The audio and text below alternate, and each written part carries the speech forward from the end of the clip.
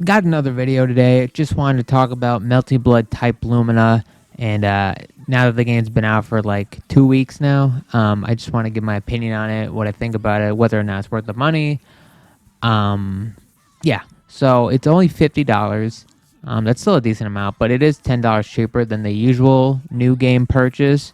So that gives more incentive to purchase it.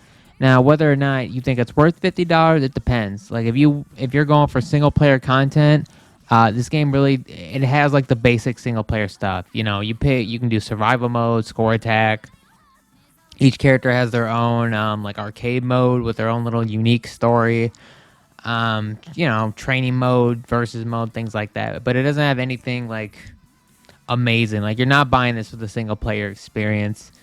It doesn't have like an RPG mode like Grand Blue, or it doesn't have anything like really creative like Soul Calibur games of the past. Things it doesn't really have anything like that. It's just you buy it because of the gameplay. Now, whether or not the gameplay is enough to warrant a purchase is up to you. But we'll go get back on that later. But the first thing I want to talk about is character variety. Now, if you've played the old Melty Blood game or the last one, which was what was it, Actress Again, you're gonna notice that the character variety isn't as much here. They did take away a lot of characters from the old games for this roster, and I kind of like that because there was a lot of clones in the old games that I didn't feel like needed to have a spot in the roster. Some people might argue that, but there was a lot of wasted space. And this game seems to cut down and condense on just 16 solid, like fairly unique characters. The only one that really isn't that unique is the maid pairing, because it's literally if you play one maid solo, you're pretty much playing the same character. Even if you do play as maids, just three different moves. But other than that, I think everyone's pretty different, pretty unique. They did add Saber from the Fate franchise, which is a really smart play on them. Some people might not be happy with it, but I think it's a great move because it gets a lot of people into Melty that weren't previously in it just because of Saber. Whether that's bad or good is, again, up to you, but I think it's a good move on their part. And she's really fun to play, so that's a bonus. But I feel like there's someone, I mean, I shouldn't say that because you're either going to be playing as an anime dude or an anime girl. That's just kind of how this fighter is. This is an anime fighter. And it's not like Guilty Gear where there's like a pretty big variety in terms of like characters you could play as. Like, yeah, it's an anime game, but the characters vastly differ from guys like Potemkin to Gold Lewis to Sin or to Kai to, Chip, things like that. But this is like, I don't know, you can play as a dude in a school uniform, or you play as a girl in a school uniform, or you play as a maid, or you play as like regular people that sort of have special powers that allow them to fight, which is the appeal of the game, but again, not for everyone. But overall, I think it's fine. I like playing Hisui. That's a character I've been playing the most. I've been having a lot of fun with her. Sometimes I just play the maid version of her and just play the Hisui and use Kohaku for her assists. That sometimes works, but it depends on the matchup. But if you like anime fighters, I'm sure you'll find a character that's for you. If you don't, then nothing here is going to surprise you or change your mind on any of that. But yeah, moving on. Talk about the netcode. Now the online, like I think Strive Online is like peak fighting game netcode right now. It easily gives the best experience in game. Now, actually getting to in a match is something else entirely. But in game, I think Strive is number one. Now with this, the netcode for Melty Blood, it's a lot quicker to actually get into a match and get into the game in general. But sometimes it's like hit or miss. I've had some days where I could not find a good match for the life of me, and other days where every person I played ran really well. It is rollback, so no matter who you're playing, your inputs are going to come out when you press it, so there's going to be no delay, which is great. But, when everyone's teleporting all over the place, it's not exactly fun to deal with. But apparently I've heard that the game handles Wi-Fi players very badly. So if you're playing against Wi-Fi, it's almost like guaranteed to be terrible. Strive, from what I remember, actually handled Wi-Fi players pretty well. Not perfectly, but there was nowhere near as much rollback as there is like when you're playing someone in Melty on Wi-Fi.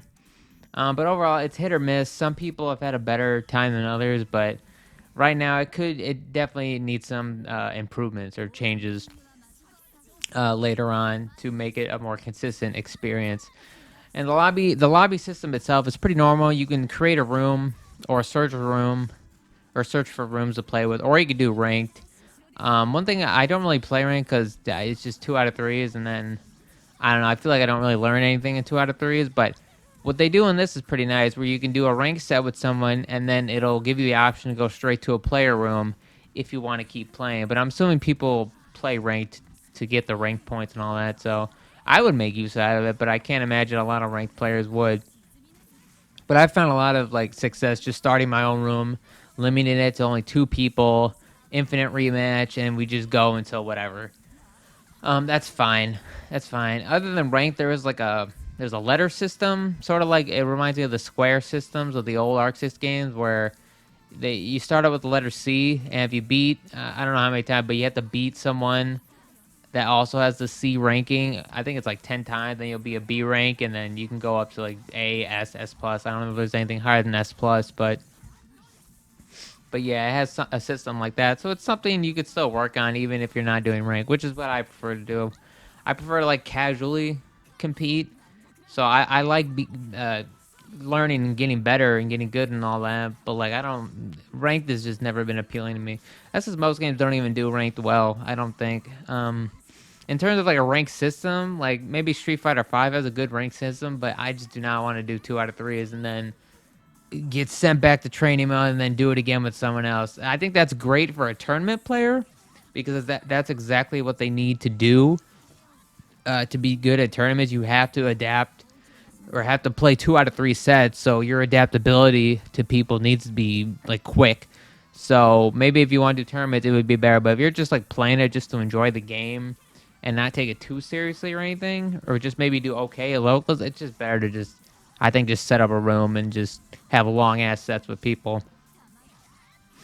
Now then, we'll go to the gameplay, or we'll talk about the gameplay now, because that's the most interesting part. Sometimes I wish games like with Strive coming out and this game coming out, I sometimes wish they would just not copy, but like just be like the old games.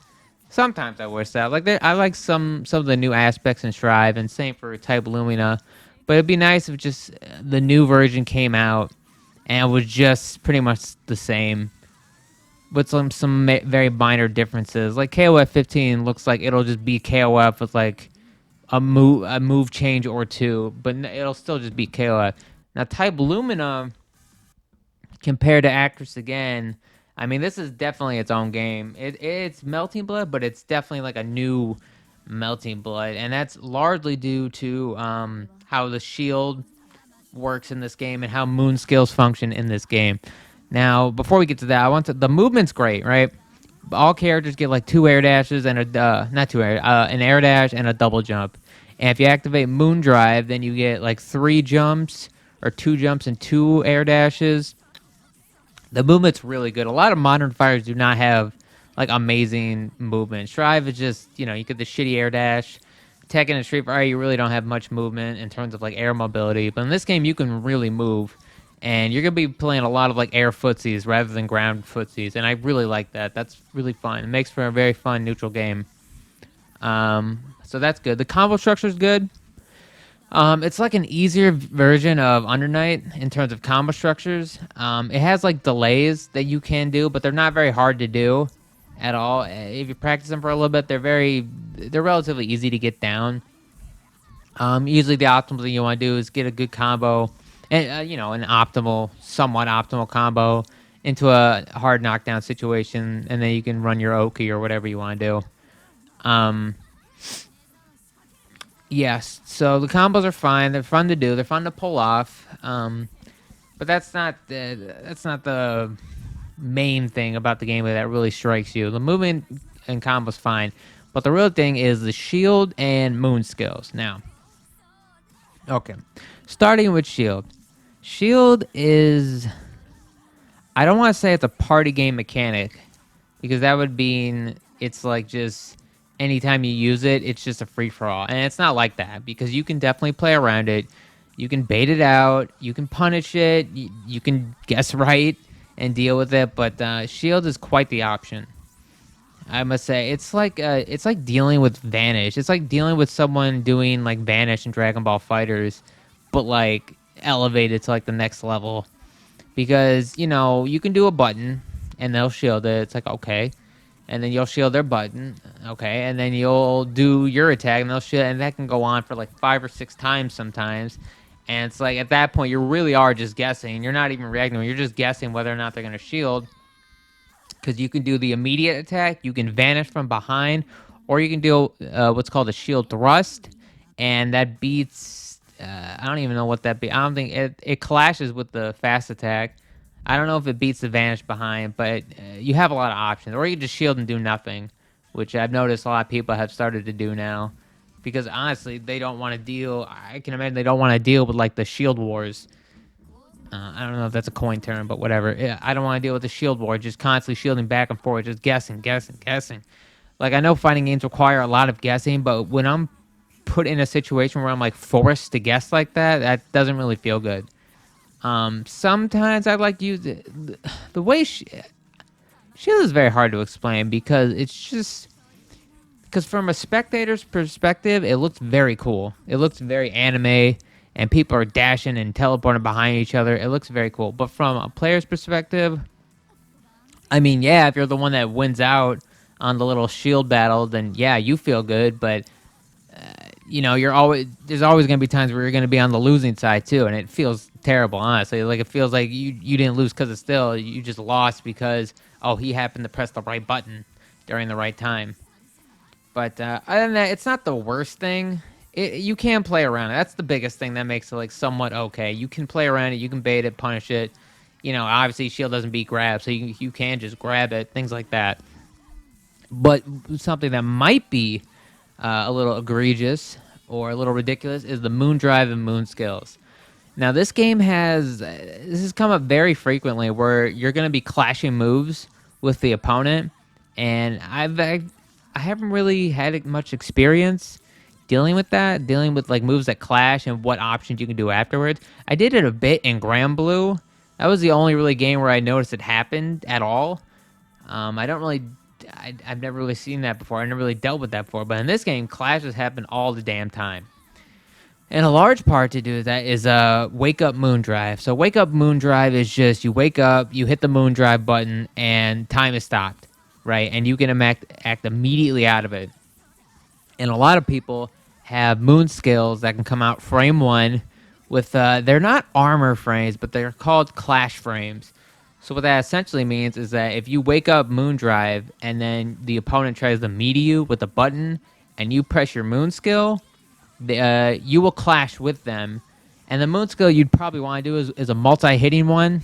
For example, Hisui, the main moon skill she wants to do is I don't even know what the hell it's called. It's like she uses her ladle to hit like 6 times or some shit. I don't know. But the point is it has a lot of like clash frames on it. And it usually beats out on if someone tries to do a meaty and they don't do anything afterwards. Like it'll clash. And if they don't do anything, I'll just win every time. Not only that, it's a frame one. Technically, it has frame one armor, so it beats a lot of fucking options.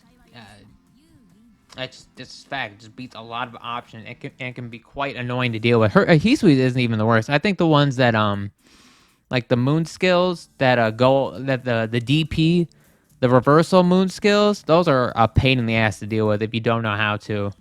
Now, I've heard, like, the most consistent technique is, like, okay, you meaty them, and if you know they're going to moon skill, you can jump cancel your move, because I guess you can jump cancel your move in Clash, shield, and then you can't, if you shield someone's moon skill, they can't shield it back, so you get a free punish on them. Now, that's if you read the moon skill into, the moon drive into moon skill. A lot of times, I'll just do moon drive, wake up moon drive, and just throw them. That's it. And then usually they won't do anything about it. I'll just throw them out of their... Because they can be meeting me, and I'll still just throw them out of their animation. And they can't do anything about it. Or I'll just moon drive, do nothing, moon drive, backdash, moon drive, jump, whatever, right? The person on defense has so many more options that are much more effective than the person on offense. The offense has to make like hard reads, or else they're probably not going to get a good punish, or they will get punished themselves. Um, so yeah, it can be quite annoying to deal with. I've heard other people talk about it, and they say it can be frustrating, and even top players are saying this. I'm not just talking out of my ass here. I've seen top players that say, "Hey, moon skills and moon drives and shield and all that. It's a little too much." And sometimes I can definitely agree with that. Like my best the matches I like to play the most are the ones where shield really isn't much of a factor. Like we don't use shield much. Like my goal of my game plan is to not rely on shield too much, because if you rely on shield too much, and the opponent can see that, then they'll try to punish you in different ways. Because when you do press shield, you are stuck in either a standing or crouching position for a little longer than usual. So you can be punished with the high-low mix-up, things like that. But moon skills can be very annoying to deal with.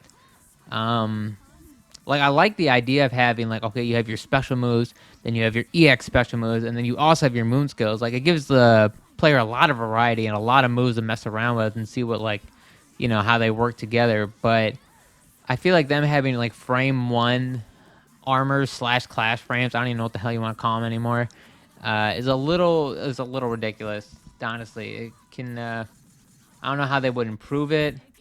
I know people said activating Moon Drive with 50% or more meter should be like nerfed, where you can only activate if you have 100%, making it a much more like riskier decision. Now, honestly, every time I have 50% or more, I just like, and I'm in a bad spot, I'll just activate, because like, why wouldn't you activate? You know what I mean? Or if I need to confirm for a kill or something. But a lot of times, I'll just do it just to do it, because it's just such a good option. Other than that, the game is fun. The game is really fun. The game controls really well, and other than dealing with shield and moon skills, I don't really have much of an issue. Now, whether or not that'll affect me long term, I don't know. I put in like 40 something hours in this 2 weeks, which is like, it's like 3-4 hours every day. So I've had a decent amount of time. I played some good players, played some bad players, played some okay players. So I'd like to think I have some experience to talk on here. I can't say whether or not I'll play this game long term. I mean, I'll probably be playing it until maybe something like KOF 15 comes out, or I don't know. Strive's supposed to get an update next week. Maybe if it's good enough, I'll come back to Strive. I don't know.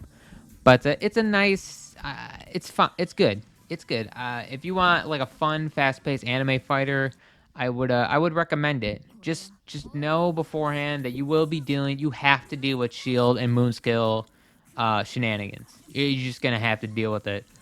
Whether or not it's worth it or not, I don't know.